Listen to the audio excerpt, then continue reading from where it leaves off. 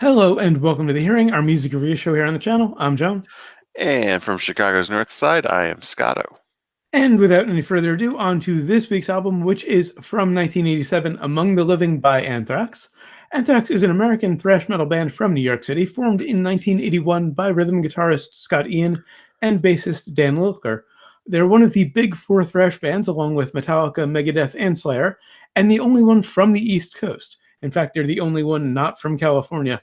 I think that might be have something to do with why they've always been my favorite. Among the Living is the band's third studio album. This was the final Anthrax album that features songwriting from Lilker, who, despite having left after 1984's Fistful of Metal, was credited as the co-writer on I Am the Law and Imitation of Life. Rolling Stone ranked the album as 20th on their list of 100 greatest metal albums of all time. The BBC has described it as arguably their big breakthrough, and drummer and principal songwriter Charlie Benanti has referred to it as Anthrax's signature album. The album is dedicated to the late Cliff Burton of Metallica, who died in a bus accident 6 months before it was released. Among the Living was released by Megaforce Worldwide and Island Records on March 22nd, 1987. Produced by Anthrax, John Zazzola, the band's manager, and Eddie Kramer. If you're a music geek like me, that should catch your attention. Eddie Kramer produced Zeppelin, Hendrix, The Stones. Huge list of credits. And it features Joey Belladonna on lead vocals, Dan Spitz on lead guitar, and backing vocals, Scott Ian on rhythm guitar and backing vocals, Frank Bello on bass guitar and backing vocals, and Charlie Benanti on drums. Reminder, I don't edit any songs into our videos for copyright reasons, but down in the description and on our blog at johnandscotto.com, you'll find links to Among the Living on Spotify and YouTube, so you can listen along if you'd like. Also, even though I typically refer to band members by their first name, especially when I like the band, I am going to refer to Scott Ian by his full name in this review, just to avoid confusion and any easy jokes. Track one. So I can't be like, what? Starting off with track one, Among the Living. This is based on the Stephen King novel, The Stand. The walking dude is Randall Flagg, the main villain in the book. And the beginning verse, the disease, spreading the disease with some help from Captain Trips, he'll bring the world to his knees, refers to the virus that destroys most of the population in the novel. It's got this Metallica intro, pretty much. It's it's that on the second guitar. It's very Leper Messiah. And when was Master of Puppets? I believe it was a year before this. Okay. I don't think they ripped it off if it's a year ahead. Yeah, I think it was either a year or two before this. It was either 86 or 87. But I love that sinister 86. That nice sinister opening with those almost clean chords. And then it kicks off with this great riff. And then, it's Anthrax, of course.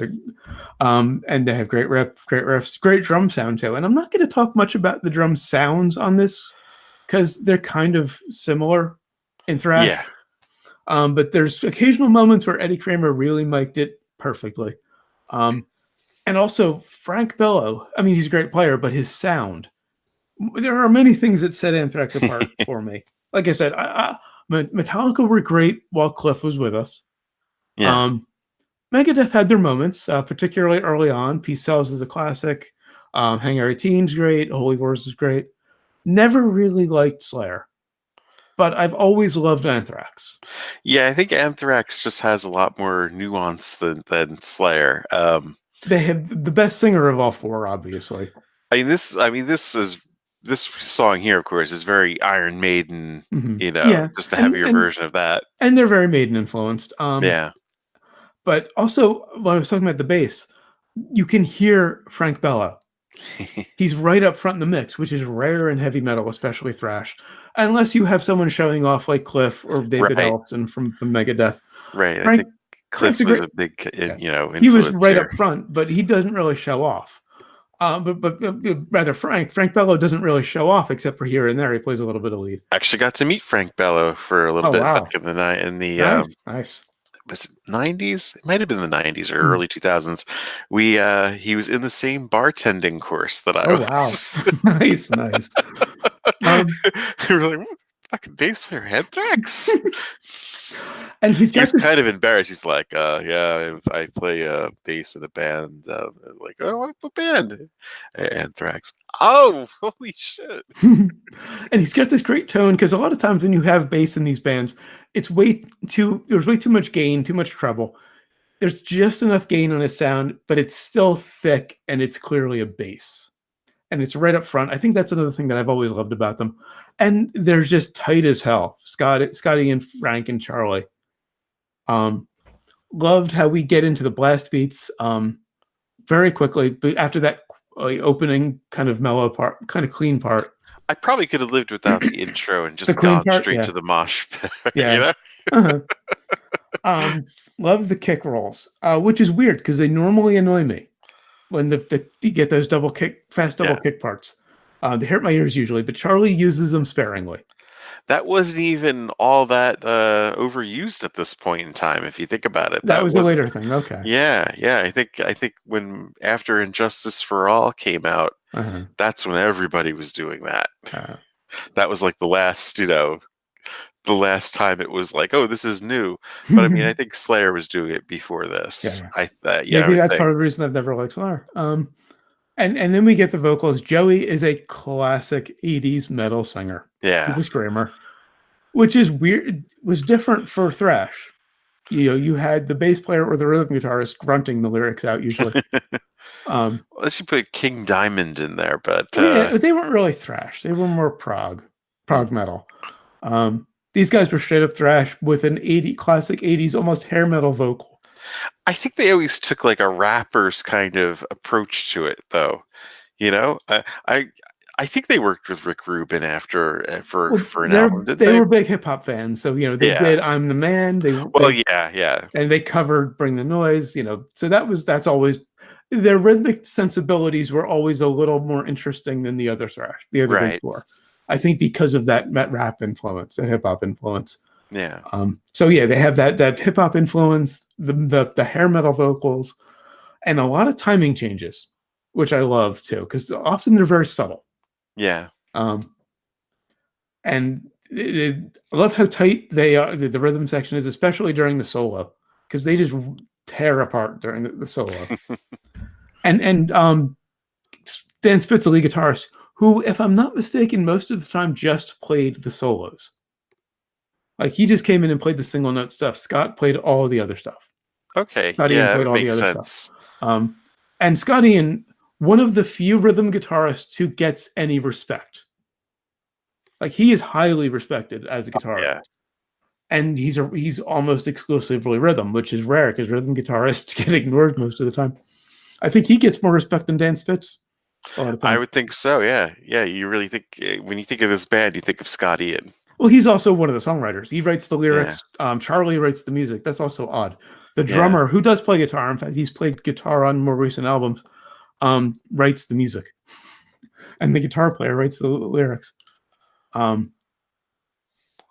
and then the other thing that sets them apart is the horror lyrics. They write about, Stephen King movie books and, Judge Dredd later.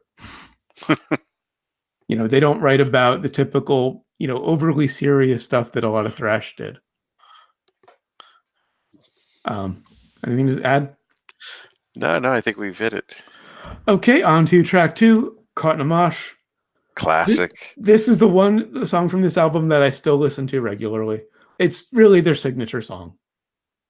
And it opens with Scott Ian playing these just big open chords that really show off his Malcolm Young influence. In a video I saw recently, he said that Malcolm Young was like one of his big heroes. The rhythm guitar, the only other rhythm guitarist that gets any respect. Right. Malcolm Young is one of his biggest heroes, and you can hear it just in his tone at the beginning of the song. He has these just big chords that he rests on. He just plays them, kind of spaced apart. And to have a band like this, you have to have an AC/DC influence, of course. Yeah. And then the bass comes in, and it's this great. There's just enough gain. I love Frank's tone on this album. And then we get this drum roll fill thing that right before the vocals come in, where it's just Charlie playing as fast as he can. I think it's the drum part for the blast beat section. I don't know exactly what it is because it's not a fill or a roll. He just kind of goes insane for a few seconds. Now, one of the unique things about this song, as opposed to the rest of the album, I think there's a huge Dead Kennedys influence. I can't tell if it's either from Frank or if it's from Scott Ian playing Okay. that dun part. That main riff that comes in before the Yeah, blast beat section. it's very chemical warfare, you know. Yeah. That's probably Charlie wrote that because Charlie writes the music. Yeah, But yeah, I do hear what you're saying. Yeah, right before the blast beats come in, that right. it's that riff that Frank comes in with.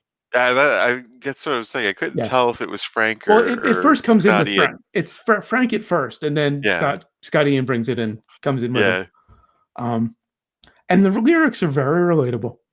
yeah. It's about being annoyed with someone and wanting to beat the shit out of them, and feeling like you're caught in the middle of a mosh pit every time you have to deal with them. And I love the high bass part on the line "clapping with one hand." It's a rare bit of lead bass from Frank. And something interesting happens in the second verse because the drums seem like they're going faster than the vocal. It almost goes a little off the rails, but it works. Yeah. Oh yeah, that's the point of the pit. Yeah. It just kind of careens off the rails, and in the last verse, like he comes in with this slow "Hey man," like he takes like 4 bars to just say "Hey man," and it also kind of plays with the timing a little bit. This is obviously my favorite on the album. You know, I came into this thinking I was going to pick this one, but wound up picking another. All right. Anything else to add? No. On to track 3, "I Am the Law." This was based on Judge Dredd. Thankfully, this is before the movie. The Stallone movie, I should point out. I think, from what I've heard, the Carl Urban movie is pretty good. Oh yeah. Should see that at some point. Yeah, based on Judge Dredd. Kicks off with some great riffs, and the bass again very upfront, rare for metal. This is back when comic books were considered weird. Yeah, true. This is before comic Such books a were cool. different time. But they were always comic geeks. I mean, well, yeah. Scott Ian is a geek. I mean, same with Metallica, really. I mean, they, Teenage Mutant Ninja Turtles. Yeah, Scott Ian is a classic geek, comics, sci-fi, horror, and he writes about that shit, which is, again, one of the things I love about them. Joey, again, very 80s, but for some reason his voice never sounds dated. Well, I keep getting Iron Maiden when I hear him singing, honestly. I think they do list the new wave of British heavy metal as an influence. So Dickinson, I think, was probably a big influence on Joey. Maiden, another not in the Rock and Roll Hall of Fame, or the Pop just Hall like of Fame. What the fuck? They didn't have any hits. But it's not about the hits. Led Zeppelin and Pink Floyd didn't have hits. Fair point. All of the big 4 should be in the Hall of Fame. Yeah. They're not, as far as I know. Yeah. Metallica, who sold out in the 90s and most of the thousands for hits, isn't in the Hall of Fame. It's amazing. Did they not put Metallica in? I'll double check. I don't think so. They may have. That would be weird if they didn't. Back to "I Am the Law." Love the brutal breakdown after the second verse. For as comedic and fun as these guys are, they can get brutal. Yeah, the first 3.5 I could have lived without in this, but once you get to the pit, it gets good. Yeah, and there's a great harmonized solo. The entire solo is harmonized. Yeah. I had to watch a live version to see if Scott maybe could pull that off with him, but in the live, just Dan Spitz did it. He just played it, on his own without the harmony, which kind of took away from it. On to track 4, another one of my favorites, "I Feel Like a Fessin'," N.F.L. This is what I picked as my favorite for the album. And it's about the life of John Belushi. Oh, really? It's about a comedian who, falls into drugs and can't get his life together and ultimately dies. Great harmonized lead at the beginning, great groove. This one's actually danceable. Yeah, there's just so much going on. This one I found stuck in my head. I mean, I've heard this before and everything, but yeah, this one I found stuck in my head after rediscovering it here for a couple days. And the harmonized lead at the beginning turns into the riff. It just kind of goes down an octave. One of my few criticisms here, I think the vocal has a little too much reverb on it. It happens occasionally. It happens a few times on the album, and it's a little low in the mix. Love the classic Anthrax shouted background vocals. Oh yeah. They say background, when you hear background vocals, you expect singing. Right. Tune in next week for that. But these guys, Frank and Scotty in particular, just scream into the mic.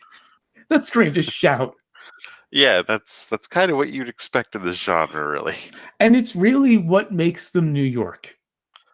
Because they've got these accents, and it really just reminds you where they're from.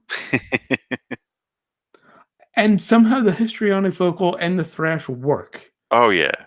I don't know how. I mean, it's just a perfect fucking song. Yeah.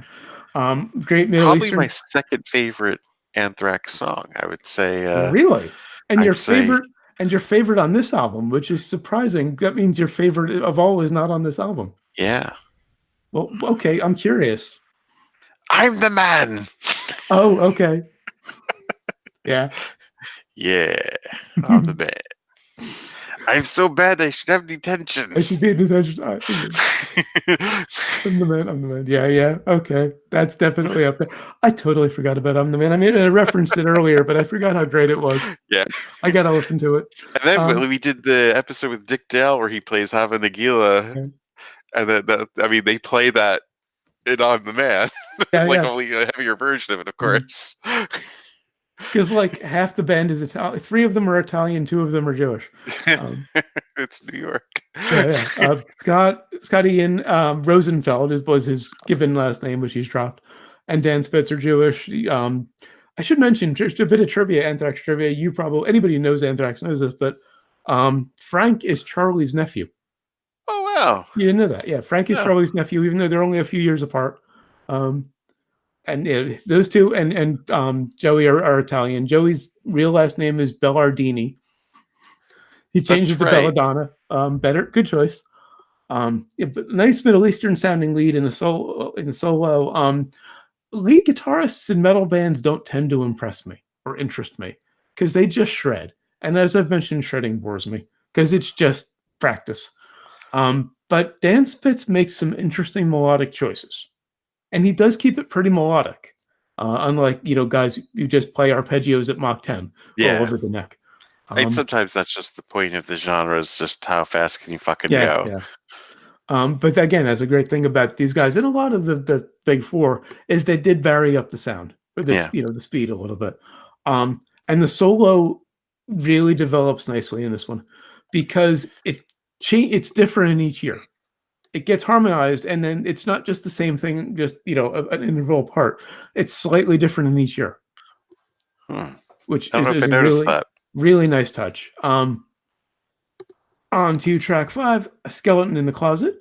This was based on Apt Pupil from the Stephen King collection, Different Seasons. The one movie I've seen, because I never saw The Stand. Oh, that's right. I mean, I've read The Stand, but I haven't seen any of the I've read the synopsis for The Stand. Yeah. But I have seen... Save your time and don't read the book, because it's not good.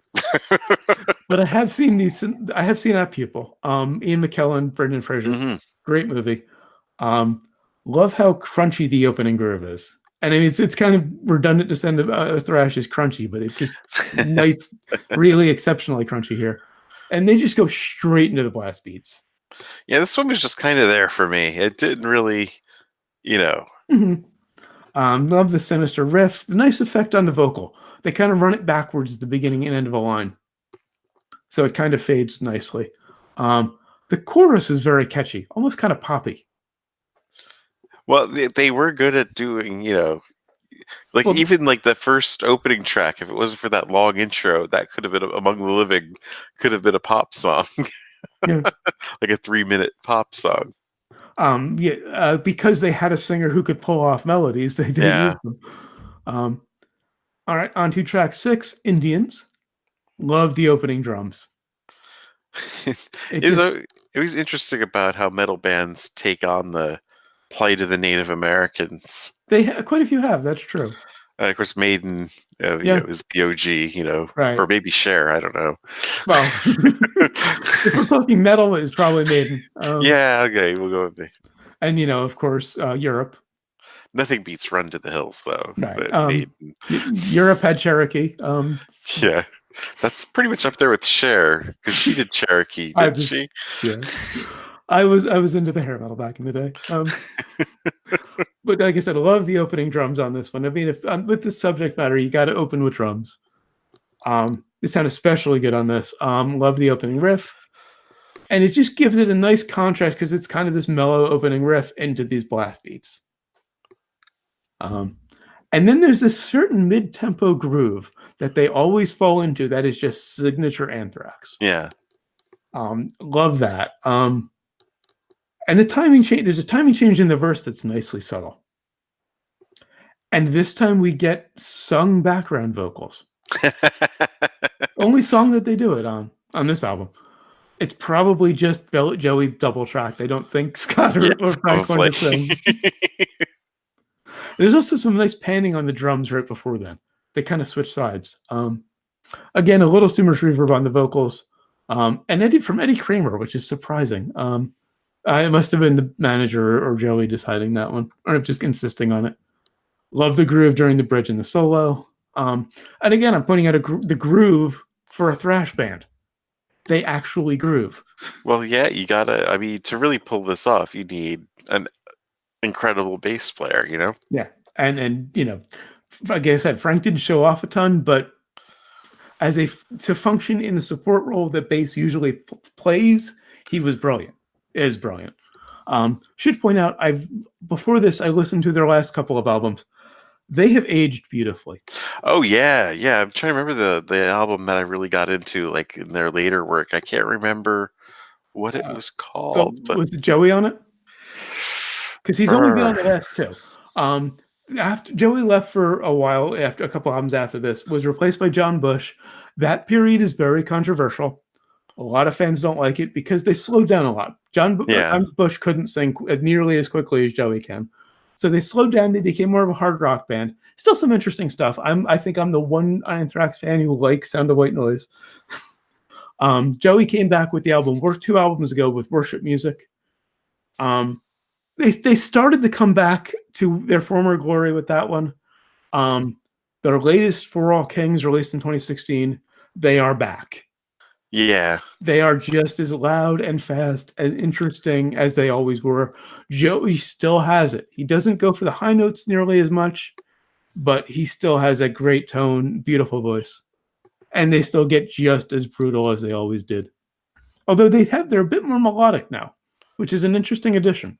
That's kind of how it works. So you get older, you slow down a bit, and you get more melodic. Well, they didn't slow down though, because there are points on the album they are just as fast and brutal as they always were. Yeah. So I definitely recommend For All Kings. So anyway, on to track 7, One World. Another thing that metal bands had to do back in the day is be socially conscious about the environment and war.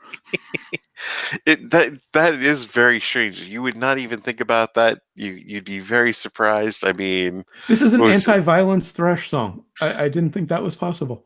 Like nuclear assault and their, Well, the original bass player, Dan Lockhart from Anthrax, left to form Nuclear Assault.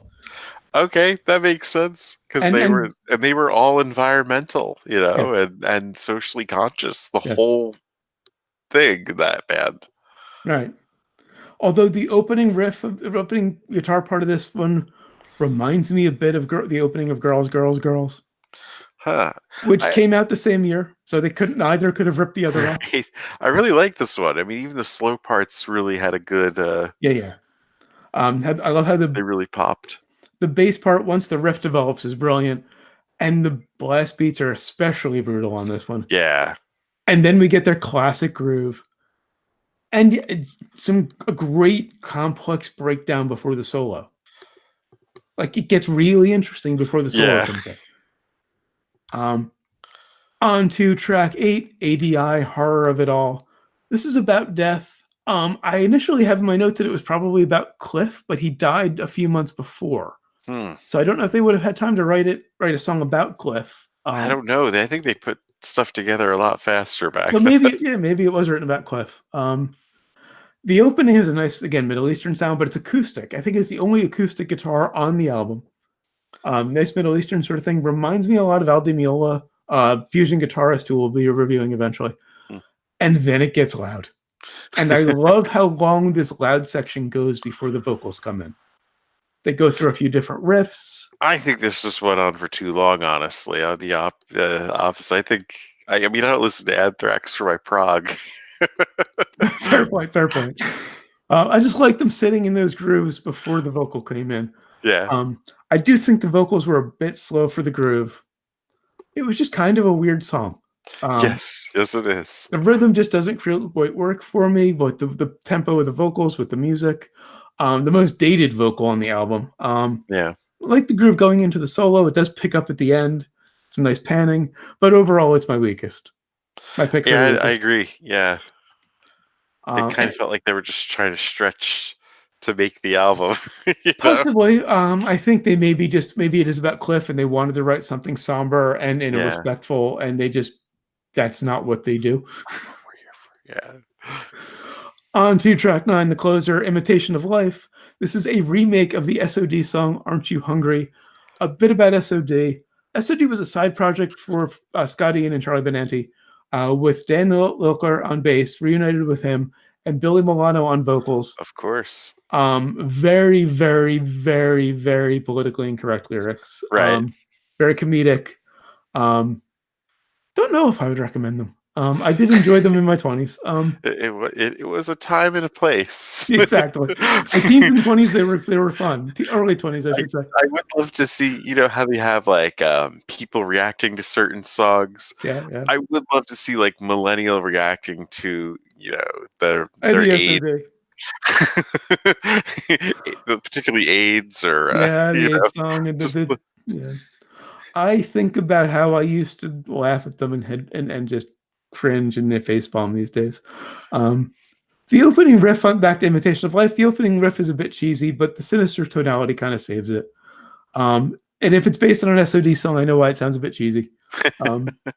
But they go very Iron Maiden again, which I guess makes sense because it kind of bookends with the opening song. The heavy riff during the verse is nice.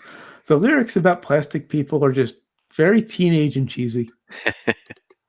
But I like how it just gets in and gets done, And it does go off the rails nicely. It's a perfect Anthrax song. I do like the spoken part before the bridge. Joey doesn't do that often, but I like when he does. So would you recommend it? Yes, I would. I definitely would. It's a classic of the genre. And reviewing it just made me fall in love with it again. I mean, it has a few weak spots, but course. I think overall it's a really solid album. Yeah, I just love it. I reminded me not just how much I love this, but how much I've always loved Anthrax, because I was kind of haven't listened to them a lot recently. But I just tonight went back and revisited the next couple albums and checked out Worship Music and For All Kings, their two latest. Kind of skimmed through the John Bush stuff. It was okay. I don't think Spotify has the album I was into back. I think it was like 13 or something that I was listening. Well, 13 is a track on, I think, Persistence of Time. Yeah, I think that may have been it. Okay, that's on there, Persistence of Time. That's the one where they cover Joe Jackson. They cover Got the Time. One of my favorite Joe Jackson songs, Anthrax covered it. Maybe it's Anthems. Oh, and was Anthems? I thought that seemed like a compilation.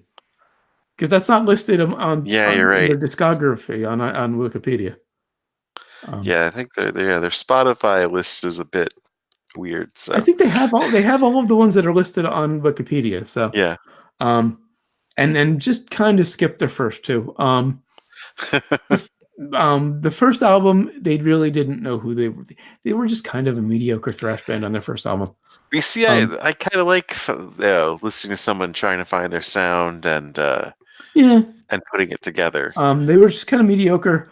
You might find the second one interesting, Spreading the Disease, because you can tell it's starting to come together on that one. They're starting to find the elements. This is the one where they finally found it. They finally fired on all cylinders. Anyway, that's it for Among the Living. And until next time, when we'll be reviewing Age of Unreason by Bad Religion, their latest album. As we're recording this, we are 2 days away from its release. Cool. So we'll be getting to it 5 days after it's released. The fastest we've done. We were a week and a half on Calva Louise. We'll be less than a week on Bad Religion. I've only heard 3 songs. Kind of a mixed bag. Love one of them. It's classic Bad Religion. One is a Brett Gurewitz song. His stuff always takes a while to grow on me. Yeah. I prefer Graffin songs, or I instantly love Graffin songs. Gurewitz stuff takes a while to grow on me. The other one is it leans into Graffin's countryside. Wow. That's going to be. And I mean, musically it's hardcore, but vocally it leans into his countryside. He's done some country solo albums. Like he does the country thing solo when he's away from the band.